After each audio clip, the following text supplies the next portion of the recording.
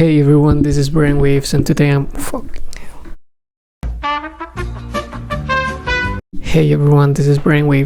going to show you some transitions techniques for your songs. Let's get started. So we're going to use my song Dissonance to break down the tips that I'm about to show you. This song came on 2021. It's a release from M&G, and I'll let it play and then we'll get to it.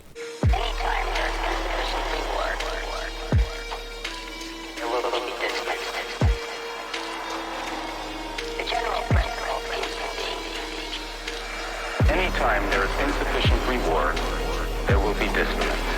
The general principle seems to be that people come to believe in and to love the things they have to suffer for.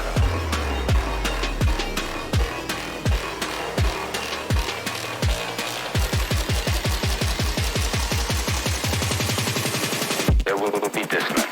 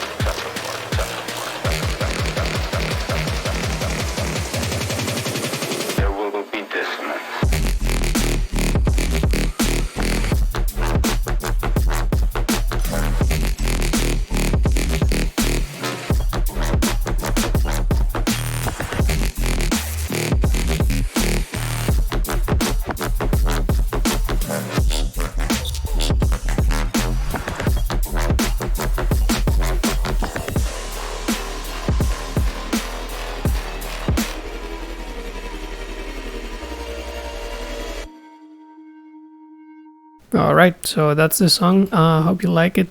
So these tips mostly consist on giving the listener a little clue of what's coming up next in the song, in the next section of the song, so that it doesn't sound like out of place when the new section happens. So we're gonna start from the transition from the build up to the drop. So how do we make a transition so the drop doesn't sound like out of place or out of context?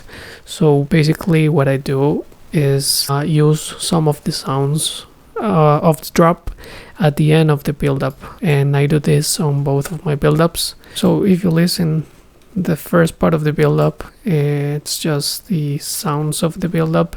In the second part of the build-up, I start introducing the sounds that I use on the drop. So for example, let's take a listen to the build-up.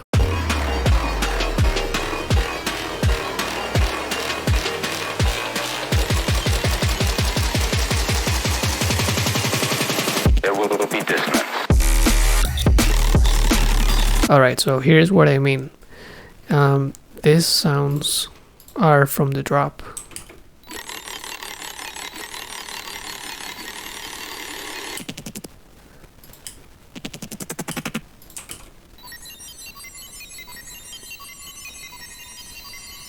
So this one,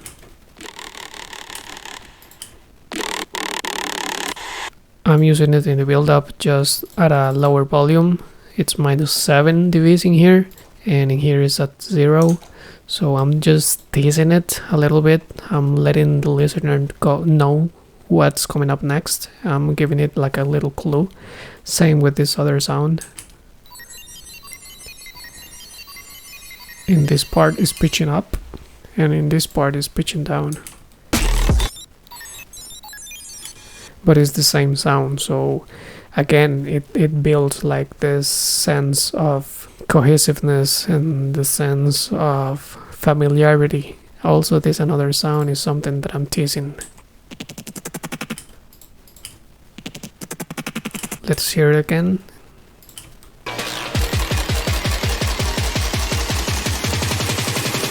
There will be dissonance. And let's hear it without these sounds.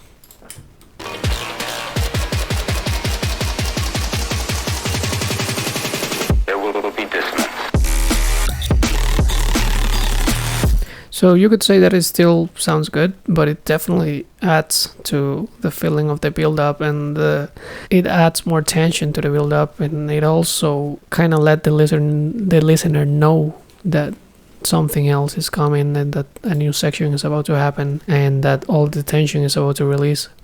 Another thing is that I use a different kick for my build-ups than for my drops. I normally use like a kick that is not so full and not so loud, and then on the drop I use another kick. And something that I do is, like, right before the drop, on my pre-drop vocal section, I use the kick of the drop just to tease it right before the drop. So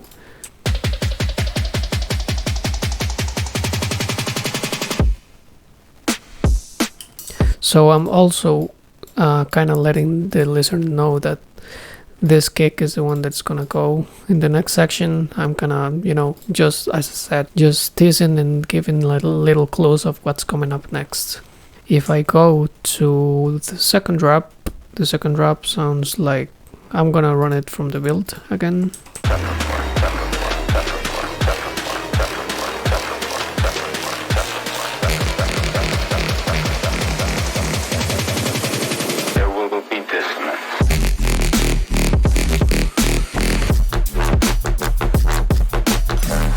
So this is like the main synth or of the second drop,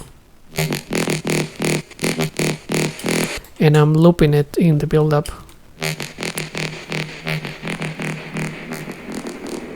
And I'm using also reverb automation and some auto filtering to kind of make it disappear at the end of the build-up.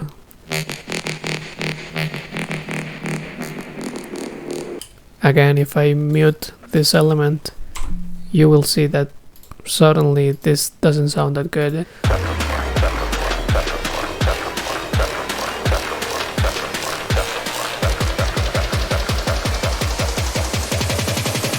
There will be dissonance.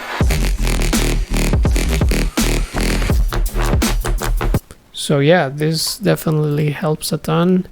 And something else that I'm doing in here is that I'm adding like a little reverse tail that kind of announce the synth. So this is what I'm talking about.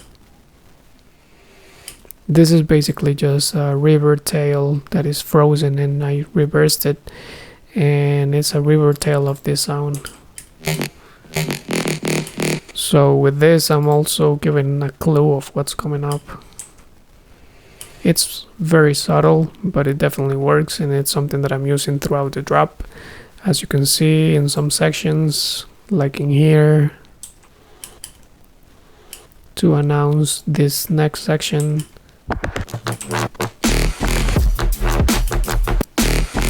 All these sweeps and reverse crashes and fills and risers, all of those are really helping to the flow of the drop. And I'm also, something that helps a ton with the flow of the drop and the sections in between, it's having like reverb throws. Those helps a ton also to make like reverb tails, and it makes the song flow better.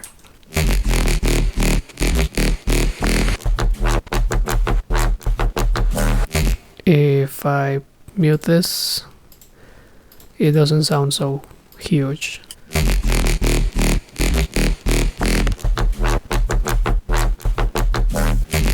It definitely adds a ton of dimension, you could say. Now, on this particular song, I don't go straight out to the breakdown after the drop. I have like this after drop section, that's how I like to call it. This is what it sounds like.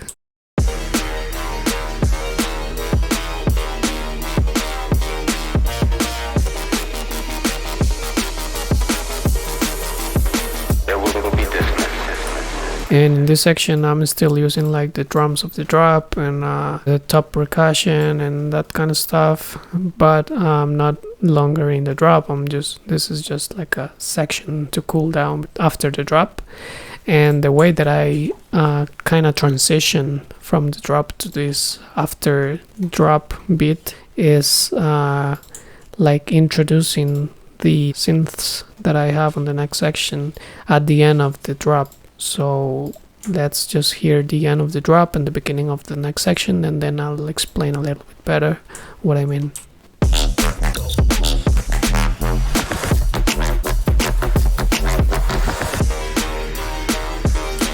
So if you listen carefully, you will notice that I'm starting to filter the elements of the next section in the drop at the end of the drop. So for example,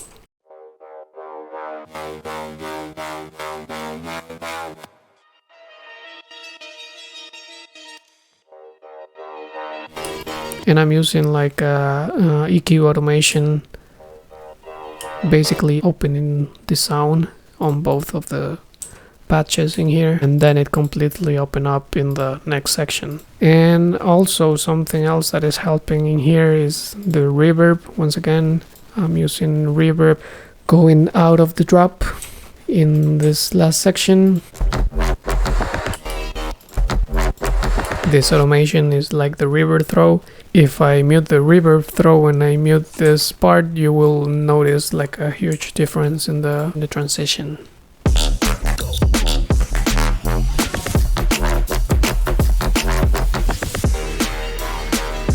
So suddenly it doesn't flow that smoothly, and that's because it doesn't have like the reverb to kind of wash out the sounds and to annunciate that the next part is coming. And I'm also using some transition effects like reverse, noise sweep,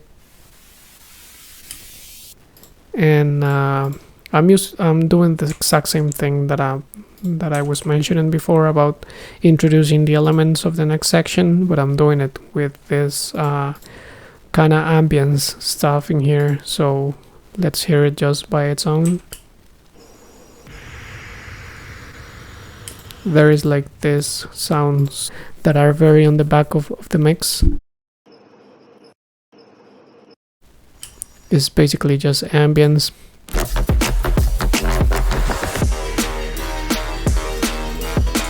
So that's how I'm flowing from this drop section to the after drop section. You could absolutely use this if you were going straight to the break. This will definitely work. But I'm using like another technique to go from this after drop section to the break. So let's listen how that transition goes.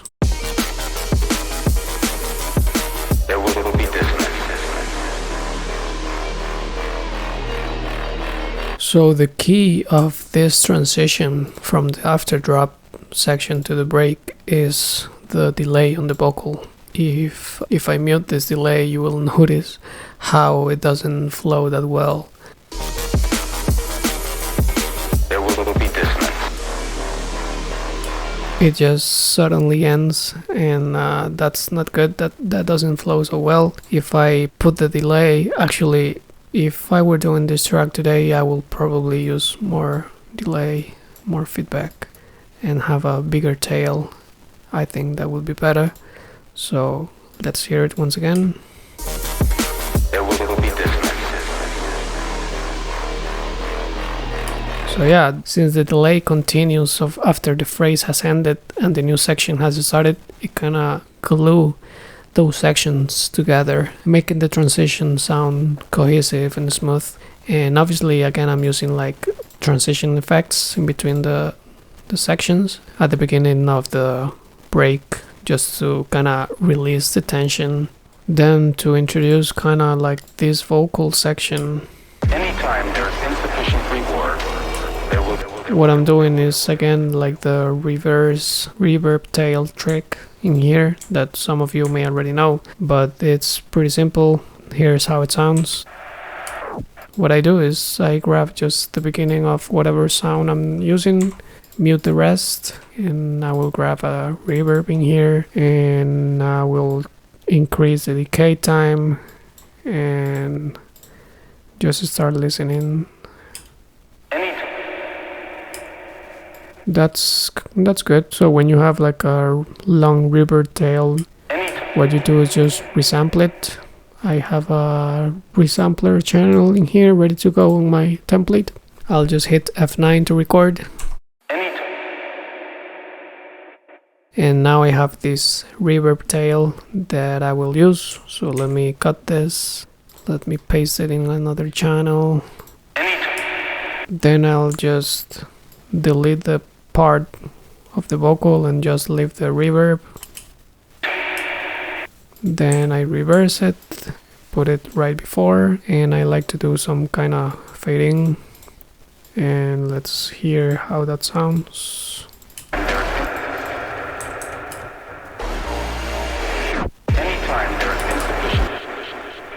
And there you go. Let me turn it up a little bit. I guess you cannot hear that. So without it,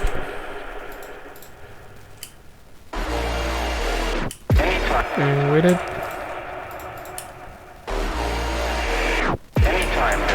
and that's basically it. Then you can delete the reverb that you had in there. You don't need it anymore. And that's how you do that reverb trick. But also in this instance, I'm using like a tape stop effect. This pitch drop, this is a Max for Live device. This is for free. You can download it, and it has like this tape stop effect that is definitely helping. That's another technique that you could use, like having like a little tape stop effect in between the sections, just to, again, to enunciate that something is finishing and something else is about to start. And that's so here you can set like the duration of the pitch drop.